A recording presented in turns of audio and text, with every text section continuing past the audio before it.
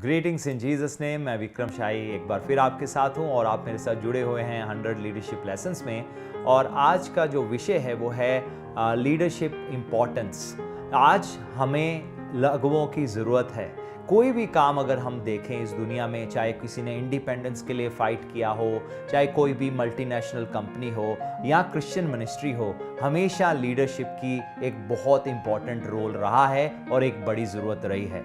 तो लीडर की चाहत रखना या लीडरशिप की चाहत रखना गलत नहीं है, क्योंकि लीडर्स की ज़रूरत है जो लोगों का मार्गदर्शन कर सके, लेकिन ऐसे लीडर्स जो समझदार हैं, जिनके अंदर विजडम है, अंडरस्टैंडिंग है और कॉल ऑफ गॉड तो बहुत ही ज़रूरी है हमारी ज़िंदगियों में होना।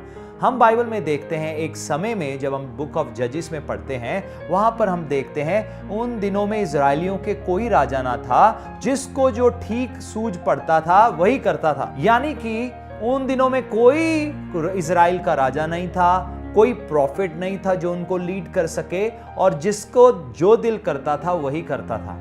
ये सेम सिचुएशन बहुत सारे परिवारों में होती है, बहुत सारी फैमिलीज में होती है। माँ बाप कई बार घर में तो होते हैं लेकिन बच्चों को अच्छी लीडिंग नहीं देते, या माँ बाप एब्सेंट हैं तो उनकी गैर हाजिरी में बच्चों का जो भी दिल करता है वो वही करते हैं, क्योंकि उनको लीडरशिप नहीं मिल रहा, कोई उनको वॉच नहीं कर रहा, कोई उनको सिखा नहीं रहा, कोई उनको करेक्ट नहीं कर रहा। तो माँ बाप भी घर में एक लीडर हैं, और वो सिर्फ नाम से लीडर नहीं है, लेकिन उनको वो काम भी करना है। बाइबल में हम पढ़ते हैं डेविड किंग के तौर पर एक बहुत अच्छा किंग था, लेकिन फैमिली के तौर पर बहुत बार वो बहुत बड़ा फेलियर था।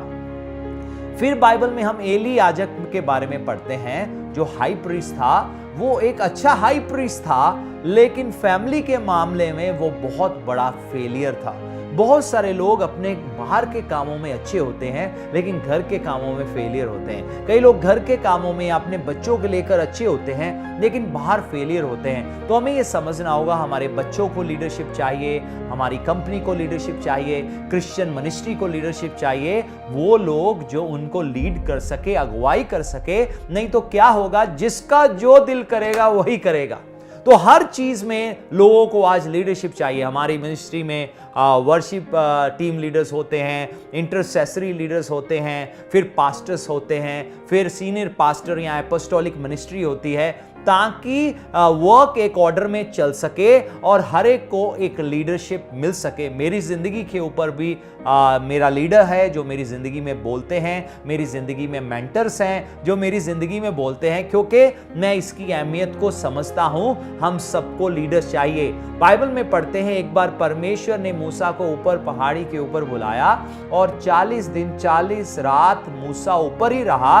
और जब लोगों को लगा कि मूसा के आने में देरी हो रहा है, तो उन्होंने अपनी मनमर्जी करना शुरू कर दिया। उन्होंने एक मूर्ति को बना लिया और वो खेलना कूदना शुरू कर दिया। यानी कि उन्होंने गलत रिलीजियस प्रैक्टिसेस जो इजिप्ट में की जाती थी, या जो गलत काम होते थे, वो सब करना शुरू कर दिए in the absent of Moses, क्योंकि हारून उनको अच्छी लीडरशिप नहीं दे पाया। तो यहां पर हम देखते हैं लीडर की एब्सेंस में सारा काम कियोस हो गया। तो इसलिए बहुत जरूरी है एक लीडर अपने झुंड की या अपने वर्क की अच्छी तरह या अपनी फैमिली की अच्छे तरीके से अगुवाई करे, उसकी रखवाली करे, लेकिन उसके साथ साथ इंपॉर्टेंट है वो सेकंड लाइन लीडरशिप को भी खड़ा करे, कि इन केस उसको कहीं जाना पड़े तो सेकंड लाइन लीडरशिप उस काम को उसी तरीके से आगे बढ़ा सके और किसी तरह का भी केओस या कंफ्यूजन ना हो।